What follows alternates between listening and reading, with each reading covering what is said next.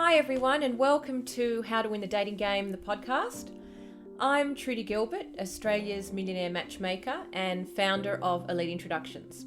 And for today's episode, we have a special guest, an expert in the school of hard knocks when it comes to dating. I'd like to introduce you to Rebekah Campbell. Rebekah has recently published her book with Allen & Unwin Publishers titled 138 Dates, and the book has been receiving rave reviews. So a little background on Rebekah. After starting her own music label, she launched a tech company and raised 17 million in capital for a startup. And Rebekah, who hadn't dated for a decade, decided to take her success track record in business and apply the same principles to finding her ideal man. She indeed went on dates with 138 men, finally meeting the man she's delighted to call the love of her life and father of her two beautiful children. 138 Dates is the story of that journey and the amazing discoveries and distinctions that she made along the way. Rebekah is also a columnist for the New York Times, Boss Magazine in San Francisco, and Nine Honey here in Australia. Welcome, Rebekah. Thank you, Trudy. Great to chat. That was quite an introduction. Well, you've had quite the career. You've been very busy. Now I have two little children. So yes, and that's a whole new meaning of busy, right? Well, we're very excited to have you on the show. You know, we've known each other for many years now, and I recently read your book, as you know, and I absolutely loved it. I was very happy that many of your discoveries around dating really aligned with my teachings, but also was open to you attaining success using some techniques that are a little bit different to what I teach. So I thought it was a great opportunity to have a chat and hear about your philosophy straight from the horse's mouth, as it were. So tell me, Rebekah, after going through such an arduous experience of setting out on this task and all the failures which ultimately led to your success, what prompted you to write about it? Oh, well, I mean, as you mentioned before, I write business columns, and I was approached by a publisher to write a business book. So I started writing this book about women in tech and challenges in business and things, and I just found it really quite boring.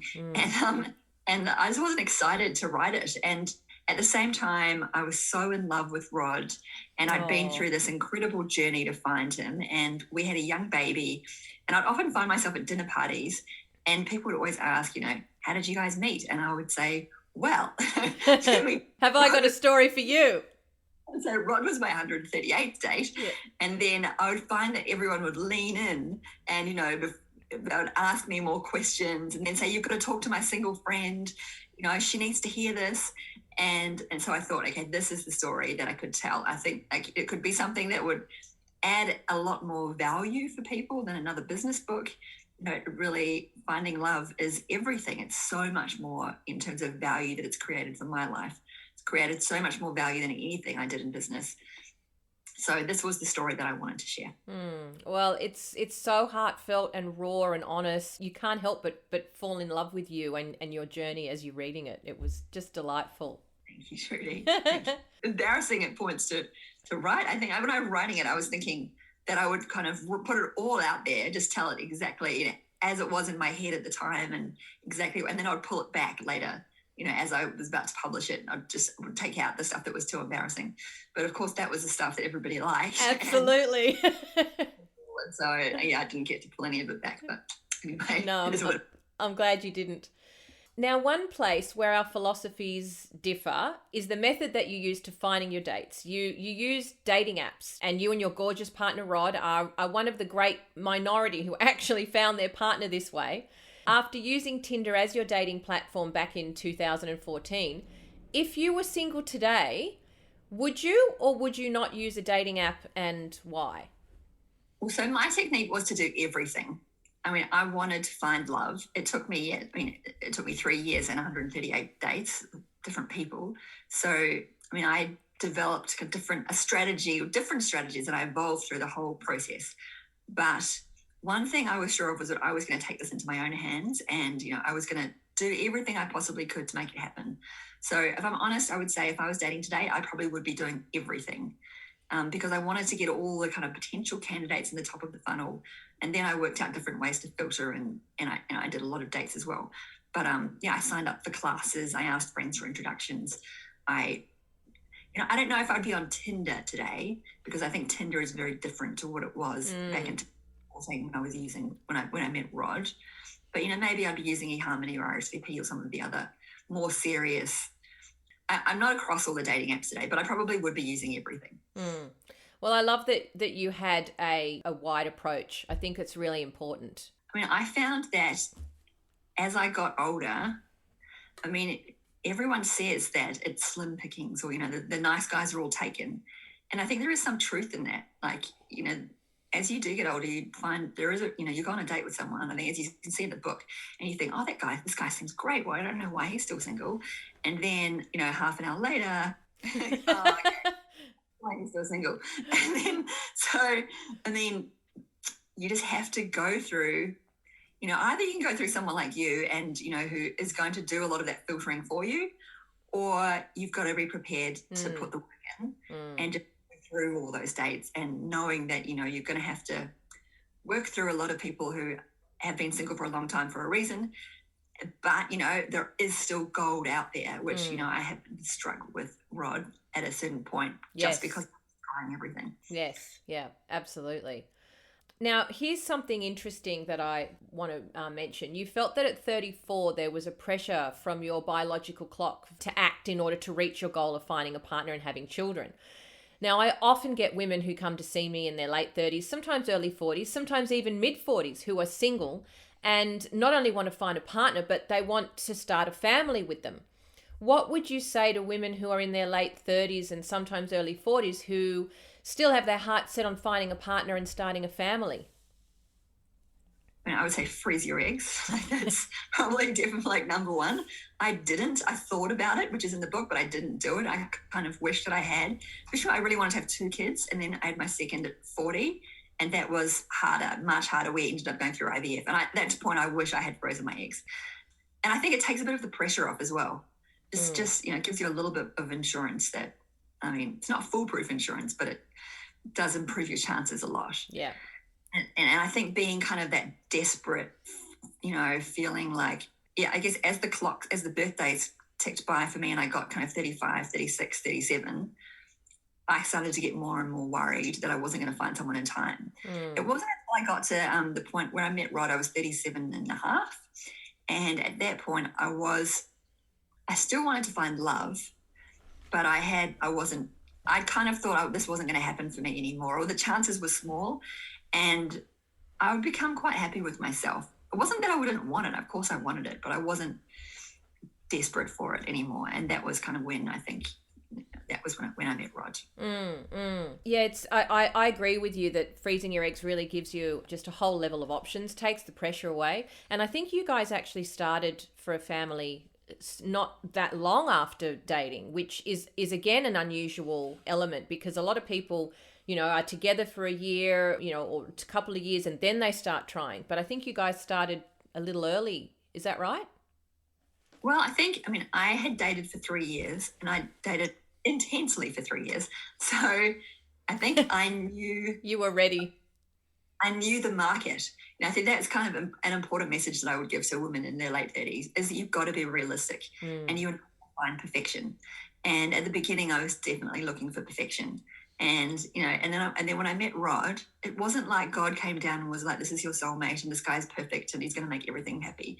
Like, there's still was work, and there's lots, we still argue over different things, and we're not matched perfectly, but, I could see this is a really good person and I was going to make it work. And so that gave me just the confidence to know that this relationship wasn't going to fall apart, because I was going to make it work, because I knew that this was a good one. And he was just he was a really genuine good person. And so he's a good person. He's not perfect, and I'm not perfect either, but I'm going to make it work. And then I was like, okay, I want to have children, and I'm 37, coming up to 38. So we're going to have to move on this. And so we decided, I think it was about 5 months after we met, and we were pregnant the very first try. So 6 months after we met, we were pregnant. Yeah, wow. That's amazing. And it was meant to be. Yeah, it does feel like that. They are so beautiful, but it's still work. Like it's a choice, and it's work. It doesn't. I don't want to kind of create this unrealistic, expectation that it is just all magic and perfect, and that's what it should feel like, because that's not what it feels like at all. It's a choice, and it's work, and it's just knowing that this is someone who I'm committed to. Yeah, beautiful, beautiful. Now, you discuss in your book some occasions where you went on a date that went well, but there was no follow-up of another date. How hard was it to deal with that initially, And like, if I could just ask you another question, of the 138 men that you dated, roughly how many or what percentage would you say that you would have gone on a second date if they'd asked you, and how did you manage the disappointment of not going on a second date with a guy that you liked? It was always disappointing. At the beginning, it was much harder. So in the book was, I think, my third date, and I met this really lovely, handsome lawyer guy, and we had this great date, and we drank margaritas, and then we kissed, and he said, I'll call you tomorrow. And he talked about introducing me to his grandmother, and I just thought, oh, this is the guy.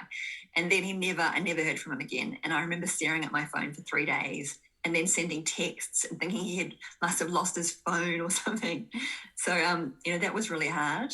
My therapist gave me some great advice, which, her advice is throughout the book, but her advice was to think of yourself like a product, and that he's just not shopping for what you're selling.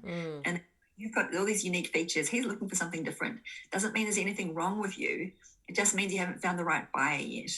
And that really helped take the sting out of, it's not like there was anything wrong with me, or that I had been rejected because there was something wrong with me. It was just that he's not looking for me. He's looking for something else, and that's fine.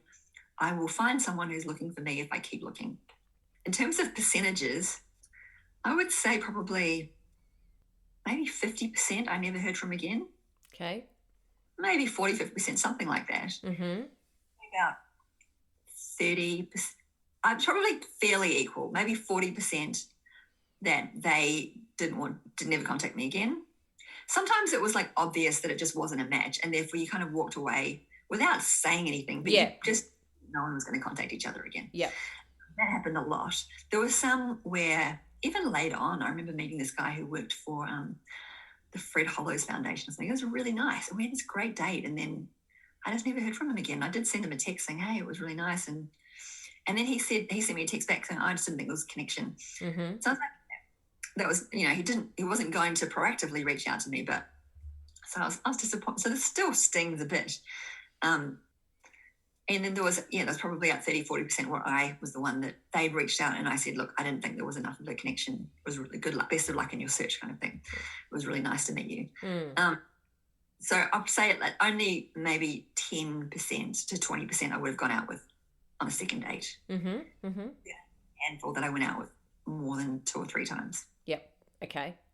Yeah, there's a real kind of, I call it a disposable dating mindset on the apps.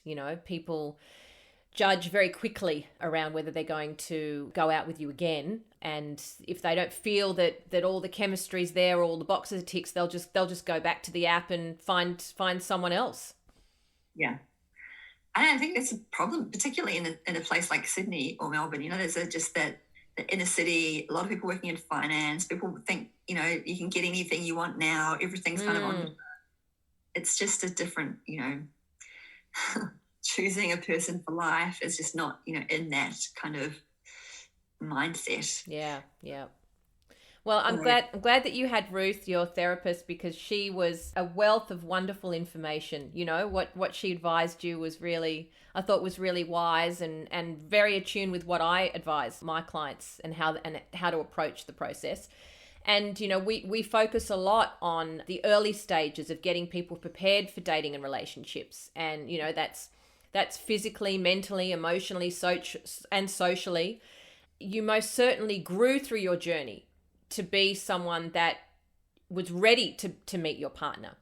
And just before you met Rod, you said that you were in a good place and you were happy to stay single. Which is a wonderful place to be. How did you get there, and what positive influence do you think that had on your results? I don't think I was happy to stay single. I still wanted to find love, but I was happy in myself. I was so nervous when I started dating and self-conscious. I mean, that's not just about dating. That's just about where I was at as a person. And then I had to go through this process. And I think going through getting rejected many times, having to reflect on the rejections, making some stupid mistakes, getting my heart broken, and getting some good advice from people, and kind of like adjusting. And eventually I got to a place where I was exhausted after 137 dates. And, I was 37 and a half. And, things had started to also, my career was kind of in a good place at that particular time as well. I just was like, okay, this is me. I'm going to have to, I'm just going to have to accept that this is who I am and where I'm at. And I'm going to have to stop trying to fix and change myself, I think. I spent so much, I remember even one day I spent so much time with my business coach trying to fix a particular thing. Like I was not very good at admin. I was never been good at admin. And I was like, it was around that time I was like, you know what? I'm never going to be good at admin. I'm going to stop trying to get good at admin. I'm just going to get someone else to do my admin. And then that was kind of the mindset that I was in. I just stopped trying to change myself. And so when I met Rod on our date, I had still made an effort with, to look nice, and we went out for a drink and then we stayed for dinner. But I was just totally myself. I wasn't trying to second guess what he was looking for and change myself to be that. I was just like, this is me. And, this is what I'm passionate about. And what are you passionate about? And we had like this great conversation, and it was easy and relaxed, and, it led to a connection. Yeah, that's perfect, because, you were just being you. You'd let go of any, pretense or, and you weren't trying too hard. You just showed who you were. Yeah, exactly. That's great. So I guess I still want to ask you this anyway, but I think I know what your answer will be. If Rod had been, say, date number 10 or date number 25, and you'd met him earlier on in your journey, do you think that you would have gotten the same result? No, I don't think so. And I don't think he would have been interested in me. He probably would have thought I was a bit pretentious and I was a bit, assessing him and stuff like that. I just don't think we wouldn't have connected in the way that we were able to on our date. And he's lovely in lots of ways, but I think earlier on I was always looking for something that was wrong. And Rod is not perfect. He's a good person. There are things that he's just different to me, and a lot of his differences actually turn out to be quite complimentary. Like, I'm super optimistic, and he's like he's always looking for, like when we're going on holiday, I will always be running to the airport, listening for my name to being called out. Whereas he's like packed and ready to go like 2 days before. Things like that would annoy me. And I would probably early on have thought, we're not a match. Yeah. Whereas after I'd done all those dates, I was like, you know what, we're not exactly a match on some of those things. But you're a good guy. Yeah, those things aren't really important at the end of the day. It's like what you said. You want someone who's caring, who is optimistic, and who meets the important criteria. Exactly. It's very reliable, as well. Like, I don't know. I think early on I liked that. I also, when someone doesn't call you back after a first date early on, and then they call you the next day, or they call you like 2 days later, you get this big rush and you think, oh, I must really like this guy because I haven't heard from him, and I was worried. And then he turned up, and then it's like, but that's actually not what you want. Rod always called the next day. He was always called when he said he was always going to be there. And then I kind of wondered early on, is this what it's supposed to feel like? And that is what it's supposed to feel like, because, there's nothing when you come home to someone, we've almost been together 7 years now, and he's here when he says he's going to be here. He picks up the kids when he says he's going to pick up the kids. He's like, it's so nice to have someone, who you can rely on and who's committed, who can do commitment. Absolutely. It's a teammate. You're both in a team together and you support each other. You're there for one another. I absolutely agree with what you said. Not knowing if someone's going to call, it's just that just creates anxiety. Why would you want to live your life like that? Yeah. You think that's passion, but actually it's just relief. It's like something I put in the book. So you think, So after your journey, everything you went through, many people will read your book in an effort to leverage your time and energy and learn from your mistakes, as it were. Perhaps completely flipping some strategies that currently are not serving them.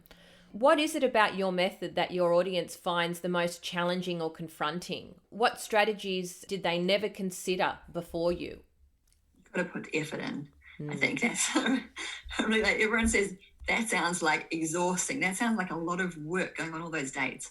And you know what? I think I was always prepared to put effort into it because I know how much effort I put into my career. I actually looked at this, it's quite calculated in the way that I thought about it early on, which was I put so much energy into my career and my business. And I know that it creates some value for my life. But if I can find love, and I wanted a family as well, if I can find love and family, then the value that's going to create for my life long term is going to be so much greater than the value that my business is going to bring me long term. Like there's like a health benefit, just an overall enjoyment of life benefit, connection, probably like an economic benefit, that just that the value is just enormous compared to the value of, what you get out of your career. And so therefore I was like, I'm going to invest just as much time and energy, if not, more, based on the value that comes from getting it right. Yeah. So look, I think too, Rebekah, you're like me, and you are and have been the CEO of the companies you've been involved in. You're very much a modern woman. However, many of my students and listeners are sometimes confronted by my adherence to traditional gender roles, particularly in the early stages of dating. Now, considering you are a glass ceiling smasher and you definitely communicated your drive and control in your own dating journey, which I like to mix up a bit. Reflecting on the successes that you've had in all the aspects of your life by grabbing the bull by the balls, really, not just the horns. How do you respond to traditional gender roles in dating? Do you feel that they still have a role in dating today? Look, I think I can only just describe what I did and what I liked, because I don't know if I can speak for others. I liked it when a guy reached out to me online and, he organized the dinner and I found that very attractive, I have to be honest. But I also wasn't going to sit around and wait for that to happen. So I wanted to be, I wanted this, and I was going to take control and make sure that I gave myself every opportunity of finding, love and family. And so I was always the one to reach out. But on the apps, particularly like apps like RSVP, I found that if I was the one that kind of sat back and waited, I would get kind of the dregs that were contacting everyone. That's not very nice. But, that were contacting everyone, and like the good matches weren't kind of proactively reaching out to me anyway. Maybe they were proactively reaching out to others. I don't know. But I found that when I took the action and was proactive and reached out, then I felt more comfortable because I was kind of in control of the. I knew I had a pipeline kind of coming in that I could then set up calls with and set up dates with, and I could kind of be a bit more picky about the profiles of people that I was going to talk to. But in terms of gender roles, the guys did often ask to pay and, would pull out this chair, and I gotta say I did like that. If I knew I wasn't going to go on a second date with someone, I would always insist on paying half because I didn't want to feel like I kind of said, no, I didn't want to date you again and you paid for my dinner. That's just a personal thing. But, if we had a good date and you offered to pay for dinner, that's nice. Like, I did feel like, I don't know, just maybe that is a traditional gender role thing. You're as a feminine and masculine energy. You liked it when they led, because it was obviously a sign that they were interested and invested and, being chivalrous. Yeah. Yeah, I did like that. I just found that attractive. That's all I can say. It's from my own. I'm not saying that's right or wrong, but for me, I found that an attractive thing for someone to do. Yeah. And I do think, there's a thing of feminine and masculine energy, and I can definitely see, as much as I do, like have I'm strong in my career and stuff. There's still with Rod and I, there's a masculine, feminine energy going on, and I think it's just about finding someone who's complementary to you. If you're really into like the overall gender roles, and that's fine. You've got to find a match for that. We're quite well matched, and there's some stuff that I do more of than him, some stuff he does more of than me, but we're partners and we match well. I totally agree that, I mean, I know that in my relationship, there's a real masculine, feminine difference, in our roles. And I just think it's biology. I think it's just what helps us feel what works for us better. Do you think that some of the men found it attractive when you were more feminine in your energy? I think I always was feminine in my energy. I think, and I don't know. I mean, depends what you mean by feminine. I mean, I did always make an effort with my appearance and stuff. Mm-hmm. Yes, and I just like doing that. That's for me as much as it is for. Yeah. I like getting dressed up and yeah, wearing high-heeled shoes instead as much as they hurt my feet. But I like doing that on a date. I had lots of questions as to how much I should say about my career on a date and whether men would find that intimidating or not. And I got to say, when I met Rod, I was totally honest and I was myself. I didn't hold anything back. The way I presented it probably wasn't like, I'm this person, and if you don't accept me, I'm this powerful woman, and if you can't deal with that, then that's too bad. I think that is not how I presented it. I think maybe that could come across if they felt like they were looking for someone who could, but you can be yourself without being that, with still being, I don't want to say feminine, but, just being nice, I think, just being genuine and kind of the kind of person that you want to hang out with and fun, it's not, I think guys want someone who's nice, and you want someone, women want someone who's nice at the end of the day. Like, you don't want someone who's going to, on the first date, go, this is who I am, and if you don't like it, Yeah, that's right. I think that some people interpret feminine sometimes as being subdued or submissive or silly, and that's not what it, no, not at all. I think you can channel a lot of strength and composure and, and power in just tapping into knowing who you are and feeling confident about yourself. Like you said, you're not coming into this, discussion going, well, this is who I am and I'm a powerful woman and you have to like it or leave it. There's a way to express that. Yeah. That comes across as being aggressive. Yeah, that's right. Just like, this is the kind of person that I could imagine waking up to every day, Not that. So you now have a wonderful partner and 2 beautiful children. To kind of like, reflect on the entire journey and wrap up a little bit, how is the Rebekah now different to the Rebekah that started this journey? Oh, I'm so much happier. I do feel like, we always talk about our lives as being like BR and after us. So it's like before, okay, so we're both ours. It's just a totally different kind of, I think I said before, I was early on, I was always second guessing what other people want me to be and trying to change and fix and be that. Whereas, I did throughout my journey become much more confident just being myself. Yeah. And I can definitely do relationships, which I couldn't do. I found relationships a challenge in my career, and I had a couple of business partnerships not work out. And that is just a huge learning. And, I was always looking for what's wrong with this person. Is that it could someone else, if only they were a bit more like this, then this would work, but they're not. And I was always looking for that, could I have someone, there could be someone better that could, and then this would work. And I would think of alternatives, or maybe I could be doing this on my own. And whereas, you've got to, when you're in a relationship, I think any serious relationship, unless like something absolutely has been broken that is terrible, which, is different to kind of general stuff that will come up, you've got to commit. You've got to really go, I'm going to make this work. And I learned that through my relationship with Rod, and now I can do that in business and in friendships. And it's just, the value of those relationships over everything else. I've got better friendships and better business relationships as well as a beautiful relationship. Oh, that's wonderful. So I guess you would say to people, look, you really have to work on yourself before you can really find a partner. You have to make sure that you're comfortable with who you are and, what you know yourself, what you want. And that's a really important beginning. Yeah. I mean, I did that through all the dates. So I used the dates to kind of find myself, I guess, and that helped me in my journey. So I wouldn't say to people, sit back and wait till you're ready.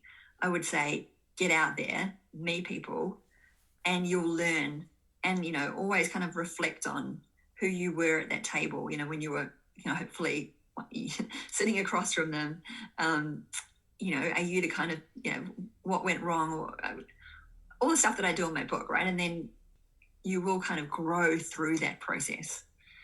But my main message would be get out there and get started, because that's where you'll grow. Yeah. It is scary, and you will get rejected and it will hurt. But, if you don't do it, you're not going to, I don't think you can grow by sitting around at home reading books. Mm-hmm. Actually get out there and do it. So what does the future hold for you now, Rebekah? What are you working on? What's the latest project? Well, I'm working very hard to promote my book at the moment. I'm just about to launch my podcast, which I'll send you the link for. So it's last week I learned, and I'm talking to some really interesting people and stuff that I'm learning every week. So I just thought I'd put some of these conversations out there. And I've started writing a new book. I can't talk about what it's about yet, but it's another true story written in the style of a novel. But this time it's not my story. It's the story of somebody else. Oh, wonderful. My next phase of my career is going to be all about writing. Yeah. Podcasting and teaching. Oh, yeah. That sounds awesome. Well, we can't wait to see what the next book is. Thank you. Yeah, I'm very excited. I'm very excited about it. Well, Rebekah, thank you so much for being with us today. It's so important for men and women to read your story and learn from your mistakes and successes. Tell us how we can all get our hands on your book. So the best place, I think, is Booktopia. I mean, it should be everywhere, including Target and Big W stores. I mean, with the current kind of COVID climate, bookstores have been open and shut, and they've got different kinds of stock. And so you can try your local bookstore. It should be there, or they should always be able to order it in for you. Yeah, it should also be Target, Big W. But Booktopia is always open, and they've always got stock. I would say that, booktopia.com.au. And we'll, of course, put a link in the description as well, so that people can directly order the book. I just want to finish up by saying I believe that there are essentially 3 stages to your dream relationship. And today we've touched on preparing yourself for success and understanding how to identify your ultimate partner. That's stage 1. And we've also touched on how to succeed once you're actually in front of a capable mate and move from dating to relationship. What is clear is that you and Rod have navigated the journey of relationship itself. You've been together for 7 years. You have 2 gorgeous kids, and anyone who walks in a room with you both can feel the love and connection and intimacy between you. I'd actually love to have you back, and perhaps with Rod in the future, to talk about stage 3, which is navigating the relationship itself. Will you please come back in the future and so we can compare notes? Yeah, of course. We'd love to. We love talking about our relationship. Well, at least I do. Oh, that's beautiful. He says he doesn't, but I'm sure he actually does. Oh, well, that would be wonderful. Well, Rebekah, as always, it's lovely to chat with you. I'm so happy that, you have your happy ending, and, and Rod is just beautiful, and your children are absolutely gorgeous. So, I'm so pleased, and thank you for sharing your journey with us. As I said, I loved reading it, and I think everyone else will too. Oh, thanks, Trudy. Thanks so much for your support of the book, and keeping up your great work as well. Oh, my pleasure. Well, Rebekah, let's talk again soon, and thank you for being on our show, How to Win the Dating Game. We'll talk to you soon. Thanks, Trudy. Well, I hope you found value in Rebekah sharing her experience from her new book, 138 Dates. Please check out the link in the description box below, and you can grab a copy. For more amazing resources on finding your ideal partner and nurturing your dream relationship, visit trudygilbert.com. That's Trudy with a Y. And there are also social links there for more videos and tips on YouTube, Insta, and Facebook. Well, we will see you next week for another riveting and valuable and insightful and fun episode of How to Win the Dating Game.